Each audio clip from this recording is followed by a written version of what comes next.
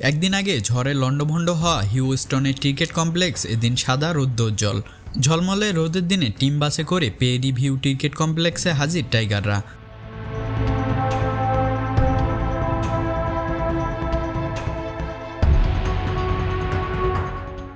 যুক্তরাষ্ট্রের বিপক্ষে 3 ম্যাচের টি-20 সিরিজের আগে নিজেদেরকে ঝালিয়ে নিতে অনুশীলনে নেমেছেন হৃদয়, সৌম্য, রিশাত ও মোস্তাফিজরা।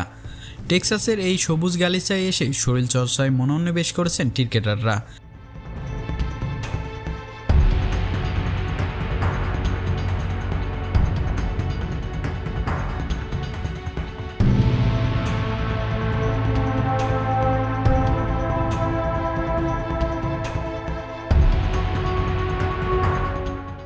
এরপর নিজেদের মধ্যে ফুটবলও খেলেন টাইগাররা।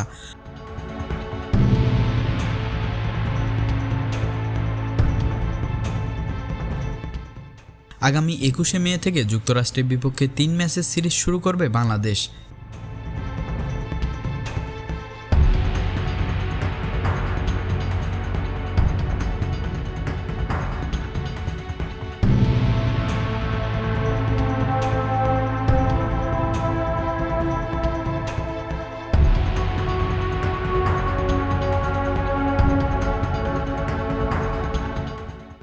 একদিন আগে প্রবল ঝড়ে ভেন্যু ক্ষতিগ্রস্ত হয়, সেই সিরিজ নিয়ে জাগে শঙ্কা।